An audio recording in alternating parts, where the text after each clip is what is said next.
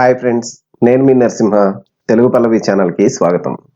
Friends, ఈరోజు మనం చెప్పుకోబోయే కథ వింత వేణువు. ఈ కథ చందమామ మాసపత్రికలో 2005 సంవత్సరం మార్చి సంచికలో ప్రచురించబడింది. ఇది ఒక హర్యానా జానపద కథ. హీరాలాల్ 10 ఏళ్ల వయసులోనే తల్లిదండ్రులను పోగొట్టుకున్నాడు. వాళ్ళు భూస్వామి పొలంలో పనిచేస్తూ పిడుగుపాటుకు గురై చనిపోయారు. అనాథగా మిగిలిన హీరాలాల్ మీద భూస్వామి దయతలిచి చేరదీశాడు. హీరాలాల్ భూస్వామి చెప్పిన పనులు చేస్తూ, పెట్టింది తింటూ, రాత్రిపూట పెరటిలోని చిన్న ఇంట్లో పడుకొని నిద్రపోయేవాడు. జమీందారు భార్య కూడా హీరాలాల్ పట్ల దయతో నడుచుకునేది. అయినా వాడికి ఎడతెరిపి లేకుండా పనులను పురమాయించేది. హీరాలాల్ చెప్పిన పనులన్నీ శ్రద్ధగా చేసేవాడు.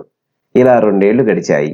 హీరాలాల్కు 3 పూట్ల కడుపు నిండా మంచి భోజనం, పగలంతా చేతి నిండా పని, రాత్రుల్లో మంచి నిద్ర లభించడంతో దృఢంగా తయారయ్యాడు.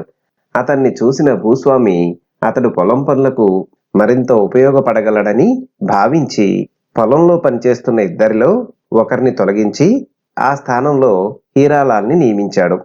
ఉదయం నుంచి సాయంకాలం వరకు పొలం పనులు చేయడం హీరాలాల్కు మొదట కష్టమనిపించింది. పొద్దున బయలుదేరేప్పుడు భూస్వామి భార్య ఇచ్చి పంపిన మధ్యాహ్న భోజనం తిన్నాక కొంతసేపు చెట్టు నీడలో విశ్రాంతి తీసుకునేవాడు. హీరాలాల్తో పనిచేసే రెండోవాడు పరమ బద్ధకస్తుడు. మాటిమాటికి చేసే పనిని వదిలిపెట్టి చెట్టు నీడకు వెళ్లి కూర్చొని వక్కలు చెక్కలు నములుతుండేవాడు. ఇలా కొన్ని రోజులు గడిచాయి.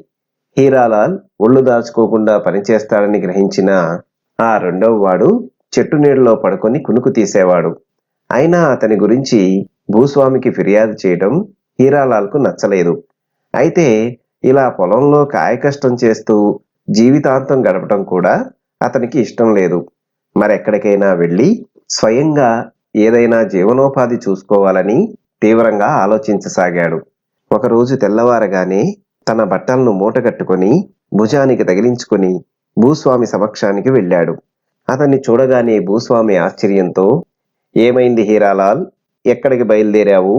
అని అడిగాడు.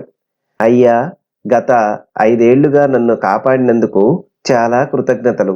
నేను ఇప్పుడు మరేదైనా బ్రతుకు తెరువు చూసుకోవాలని అనుకుంటున్నాను. మీరు చేసిన మేలు ఈ జన్మకు మర్చిపోను" అన్నాడు హీరాలాల్ వినయంగా. "నీ ఆలోచన బాగానే ఉంది. చాలా సంతోషం. అయినా ఎక్కడికి వెళ్ళాలనుకుంటున్నావో చెప్పు" అన్నాడు భూస్వామి తనలోని ఆశాభంగాన్ని కప్పిపుచ్చుకుంటూ. "కాశీకి వెళితే ఏదన్నా పని దొరుకుతుందనుకుంటానయ్యా. కాశీ ఈ గ్రామానికన్నా చాలా పెద్ద ఊరని, అక్కడ పని దొరకటం అంత కష్టం కాదని విన్నాను" అన్నాడు హీరాలాల్. "మరి కాశీ ఇక్కడికి చాలా దూరం అన్న సంగతి నీకు తెలియదా? అక్కడికి కాలినడకన వెళ్ళాలంటే చాలా రోజులు పడుతుంది. అంతవరకు ఏం చేస్తావు?" అన్నాడు జమీందారు హెచ్చరిస్తున్నట్లు. "దాన్ని కూడా ఆలోచించాను. అందుకు తమరే దయతలిచి సాయపడాలి" అన్నాడు హీరాలాల్. "ఎలా?" అని అడిగాడు భూస్వామి. "తమ ఇంట 5 ఏళ్లు కాయకష్టం చేసినందుకు జీతం ముట్టజెప్తే దారి ఖర్చులకు సరిపోతుంది కదా" అన్నాడు హీరాలాల్. ఆ మాటకు భూస్వామి ఒక్క క్షణం గతుక్కుమన్నాడు.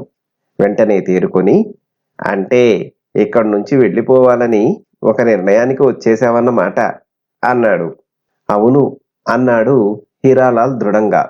"సరే, నీ ఇష్ట ప్రకారమే వెళ్ళు" అంటూ ఇంటి లోపలికి వెళ్ళిన భూస్వామి 5 వెండి నాణాలతో తిరిగి వచ్చి, "సంవత్సరానికి 1 వెండి నాణెం ప్రకారం 5 సంవత్సరాలు పనిచేసినందుకు నీకు చేరవలసిన 5 వెండి నాణాలు ఇవిగో" అని వాటిని అతని చేతిలో పెట్టి, "అయితే ఒక్క విషయం మాత్రం మర్చిపోకు. నువ్వు ఎప్పుడు కావాలన్నా తిరిగి రావచ్చు" అన్నాడు. తను 5 ఏళ్ల పాటు చేసిన ఇంటి పనులకు, పొలం పనులకు ఈ 5 వెండి కాసులు చాలా తక్కువ అనిపించింది హీరాలాల్కు. అయినా అక్కడి నుంచి వెళ్ళిపోతున్నప్పుడు వాడు జీతం కోసం పాకులాడదలుచుకోలేదు. భూస్వామికి కృతజ్ఞతలు చెప్పుకొని చేతులెత్తి నమస్కరించి అక్కడి నుంచి కదలబోయాడు. అంతలో భూస్వామి భార్య ఎప్పటిలాగే మూట అందించి, "ఈ రోజు ఆకలికి ఇది సరిపోతుంది, తీసుకెళ్ళు" అన్నది. హీరాలాల్ ఆమెకేసి కృతజ్ఞత నిండిన కళ్ళతో చూసి వంగి నమస్కరించి అక్కడి నుంచి బయలుదేరాడు. భూస్వామి ఇంట లభించే వసతులు పోగొట్టుకుంటున్నా విచారం అతనికి ఏ కోశానా లేదు. భవిష్యత్తును తలుచుకుంటూ ముందుకు వేగంగా నడవసాగాడు. ఎన్ని రోజులు నడిస్తే కాశీ చేరగలనన్న విషయం కూడా అతనికి తెలియదు. ఆ పెద్ద నగరం గురించి గొప్ప గొప్ప విషయాలు ఎందరో చెప్పుకుంటుండగా విని తన అదృష్టాన్ని వెతుక్కుంటూ బయలుదేరాడు. సాయంకాలానికి బాగా అలిసిపోయాడు. ఒక పెద్ద మర్రి చెట్టు కనిపించింది. దాని కింద ఆ రాత్రికి నడవు వాల్చాలనుకొని అక్కడ అనువైన చోటు కోసం వెతికాడు.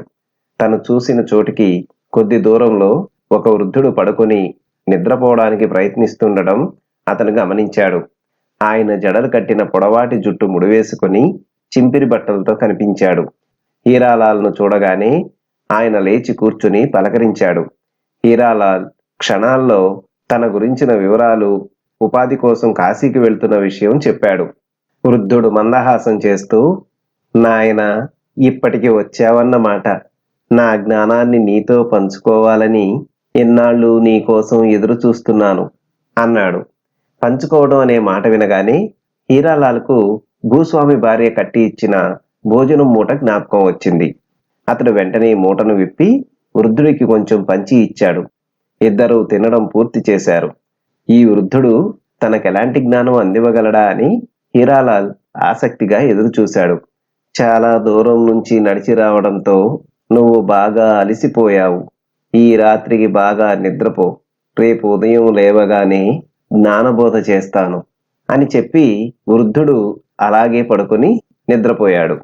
హీరాలాల్ కూడా తన చోటికి వెళ్లి పడుకొని కొంతసేపటికి నిద్రపోయాడు.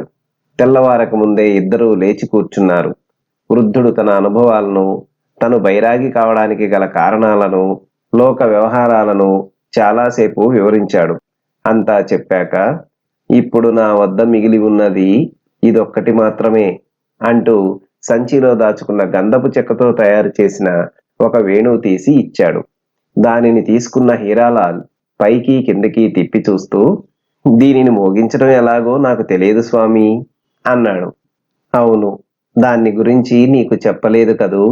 దాన్ని నీ పెదవులకు ఆనించి ఊదితే చాలు, మధురమైన సంగీతం వెలువడుతుంది. ఆ సంగీతం విన్నవారెవరైనా సరే నాట్యం చేయటం ఆరంభిస్తారు. అది ఆ సంగీతానికి ఉన్న మహత్యం. అలా అని దాన్ని మాయా వేణువు అని చెప్పడానికి లేదు. ఎందుకంటే అంతకు మించి అది వేరే మాయలు చేయజాలదు. ఒక్కసారి నాట్యం చేయటం ప్రారంభించిన వారు నువ్వు ఊదటం ఆపే వరకు అలాగే నాట్యం చేస్తూనే ఉంటారు.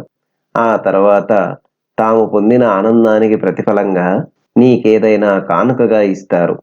ఆ విధంగా ఈ వేణువు నీ అవసరాలకు సమకూర్చగలదు అని వివరించాడు బైరాగి. హీరాలాల్ బైరాగి పాదాలకు నమస్కరించి ఆశీస్సులు పొంది అక్కడి నుంచి బయలుదేరాడు. కొంత దూరం వెళ్ళాక అతనికి దూరం నుంచి కోయిల పాట వినిపించింది. అతనికి వేణువు ఊదాలనిపించింది. వేణువు తీసి మెల్లగా ఊదాడు. మధురమైన సంగీతం వెలువడింది. ఆనందంతో కళ్ళు మూసుకొని మళ్లీ ఊదసాగాడు. కొంతసేపటికి కళ్ళు తెరిస్తే ఒక అపరిచిత వ్యక్తి వేణునాదానికి తగ్గట్టు నాట్యం చేస్తూ కనిపించాడు. చూడ్డానికి అతడు మొరటుగా ఉన్నాడు. దాన్ని చూసిన హీరాలాల్ మరింత ఉత్సాహంతో వేణువు ఊదసాగాడు. ఆ మనిషి లయబద్ధంగా నాట్యం చేస్తూ ఉన్నాడు. కొంతసేపటికి అతడు బాగా అలిసిపోయాడని గ్రహించిన హీరాలాల్ వేణువు ఊదడం ఆపాడు. నాట్యం చేయడం ఆపిన ఆ మనిషి హీరాలాల్ దగ్గరకు గబగబా వచ్చి అతన్ని ఆప్యాయంగా కౌగిలించుకొని, ఇంత ప్రశాంతత నా జీవితంలో మునుపెన్నడూ అనుభవించలేదు. ఈ నగలన్నిటినీ తీసుకో అని తన భుజానికి తగిలించుకొని ఉన్న మూట విప్పాడు. అందులో దగదగ మెరిసే కంఠహారాలు, గాజులు, ఉంగరాలు, కమ్మీలు కనిపించాయి. నేనొక దొంగను. చాలా ఇళ్ల నుంచి వీటిని దొంగిలించాను. నాకు ఇవేవి వద్దు, నువ్వే ఉంచుకో, నీకు చాలా ఉపయోగపడగలవు అంటూ ఆ మనిషి సమాధానానికి కూడా ఆగకుండా వాటిని హీరాలాల్ చేతిలో పెట్టి అక్కడి నుంచి హడావుడిగా వెళ్ళిపోయాడు. కొంతసేపు అలాగే నిలబడ్డ హీరాలాల్ ఆ తర్వాత వాటిని తీసి సంచిలో భద్రపరుచుకొని ముందుకు నడిచాడు. అక్కడి నుంచి పక్కకు వెళ్లిన దొంగలో మళ్లీ అతడి సహజ స్వభావం పడగ విప్పింది. చిరుతకు మచ్చలు పోనట్టే దుష్టుడిలో దుష్ట స్వభావం నశించదు కదా. వేణువు ఊదే కుర్రాడి పరం చేసిన నగలు మళ్లీ రాబట్టడం ఎలాగా అని వాడు ఆగ్రహంతో ఆలోచించసాగాడు. మొదట ఆ వేణువును దొంగిలించాలనుకున్నాడు. కానీ దాన్ని తీసుకొని ఏం చేస్తాం? ఆ నగల్నే మళ్ళీ రాబట్టాలని, అయితే అది మరొక దొంగతనంగా ఉండకూడదని నిర్ణయించాడు. ఆ సమయానికి హీరాలాల్ పక్క గ్రామం వైపు వెళ్తున్నాడు. దొంగ ఒక వ్యాపారి వేషం వేసుకుని ఆ గ్రామాధికారి వద్దకు వెళ్లి ఏడుపు నటిస్తూ, చేతిలో వేణువుతో వస్తున్న ఒక కుర్రవాడు నా నగలను దొంగిలించి నన్ను బికార్ని చేశాడు అంటూ ముసలి కన్నీళ్లు కార్చాడు. దిగులు పడకు మిత్రమా, ఆ కుర్రవాడెక్కడున్నా పట్టుకుంటాం అని ఓదార్చిన గ్రామాధికారి కుర్రవాణ్ణి వెతికి పట్టుకురమ్మని దృఢకాయులైన కొందరు గ్రామస్తులను పురమాయించాడు. వాళ్ళు హీరాలాల్ను నిమిషాల్లో వెతికి పట్టుకొని బంధించి గ్రామాధికారి ఎదుట హాజరుపరిచారు. అప్పటికే గ్రామాధికారి ఎదుట జనం గుమిగూడి ఉన్నారు. వాళ్లలో చాలా మంది కర్రలు, కత్తులు, కఠారులు పట్టుకొని ఉండడం చూసి హీరాలాల్ ఆశ్చర్యపోయాడు. అయ్యా, నేను చేసిన అపరాధమేమిటి అని అడిగాడు హీరాలాల్ వినయంగా. చేసిన అపరాధమేమిటో నీకు తెలియదా అంటూ హేళనగా నవ్విన గ్రామాధికారి, ఇదిగో ఈ నా మిత్రుడి నుంచి నగలను దొంగిలించావట, ఏది సంచిని విప్పి చూపు అని ఆజ్ఞాపించాడు. చిత్తం, అలాగే చూపుతాను. అందుకు మొదట నా చేతులకు కట్టిన తాళ్లను విప్పమని చెప్పండి అన్నాడు హీరాలాల్ నిర్భయంగా.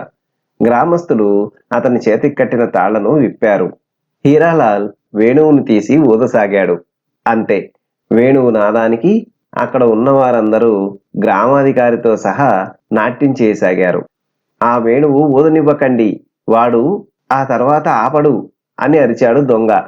వాడి మాటలు గ్రామాధికారికి మొదట అర్థం కాలేదు. అంటే ఈ కుర్రాన్ని గురించి దొంగకు ముందే బాగా తెలుసునన్నమాట అనుకున్నాడు. హీరాలాల్ వేణువును ఆపకుండా ఊదసాగాడు. ఆ నాదాన్ని విన్న గ్రామస్తులు కూడా గుంపులు గుంపులుగా నృత్యం చేస్తూ అక్కడికి రాసాగారు. దొంగ, చాలు, ఆపేయ్, నేను చేసిన తప్పులన్నింటినీ చెప్పేస్తాను అన్నాడు. హీరాలాల్ వేణువు ఊదటం ఆపాడు. అందరూ నాట్యం చేయడం ఆపేంత వరకు ఆగిన దొంగ, ఆ కుర్రాడు దొంగ కాదు, నేనే దొంగను. ఆ నగలను ఎక్కడెక్కడో దొంగిలించాను. వాడి వేణునాదాన్ని విని నేనే వాడికి ఆ నగలను ఇచ్చాను. తప్పుకు పశ్చాత్తాపడుతున్నాను. నన్ను క్షమించి వదిలేయండి అన్నాడు. గ్రామాధికారి ఆశ్చర్యంగా హీరాలాల్ కేసి చూశాడు. హీరాలాల్ సంచిలోని నగలను వెలుపలికి తీసి గ్రామాధికారి ముందు పెట్టి, ఆయన నాకు ఈ నగలను ఇచ్చినప్పుడు ఇకపై దొంగతనాల జోలికి పోనని మాటిచ్చాడు. మీ సమక్షంలో మళ్ళీ ఆ ప్రమాణం చేయమనండి అన్నాడు. ఈ జన్మకు దొంగతనాల జోలికి పోను అన్నాడు చేతులు జోడించి దొంగ. ఇప్పటికి క్షమించి వదిలిపెడుతున్నాం. ఇకపై ఈ దరిదాపుల్లో కనిపించకూడదు, సరేనా అని హెచ్చరించాడు గ్రామాధికారి. దొంగ గ్రామాధికారికి నమస్కరించి అక్కడి నుంచి వేగంగా వెళ్లిపోయాడు. గ్రామస్తులందరూ హీరాలాల్ కేసి మెచ్చుకోలుగా చూస్తూ చప్పట్లు చరుస్తూ హర్షధ్వానాలు చేశారు. హీరాలాల్ గురించి వివరాలు అడిగి తెలుసుకున్న గ్రామాధికారి, బ్రతుకు తెరువు కోసం అంత దూరం వెళ్ళడం దేనికి? మాతో మా ఊళ్ళోనే ఉండిపోకూడదు? ఇంత గొప్ప పని చేశామని నీకు కావలసిన వసతి ఏర్పాట్లు ఇక్కడే చేస్తాం. మొదట మాతో కలిసి భోంచేద్దువురా అని పిలిచాడు. వెతకపోయిన తీగ కాలికి తగిలినట్టు హీరాలాల్ ఎంతో సంతోషించి ఆ గ్రామంలోనే ఉండడానికి సమ్మతించాడు. చూశారు కదా ఫ్రెండ్స్, ఇది ఈ రోజు కథ. మరొక మంచి కథతో తదుపరి వీడియోలో కలుసుకుందాం. ధన్యవాదాలు.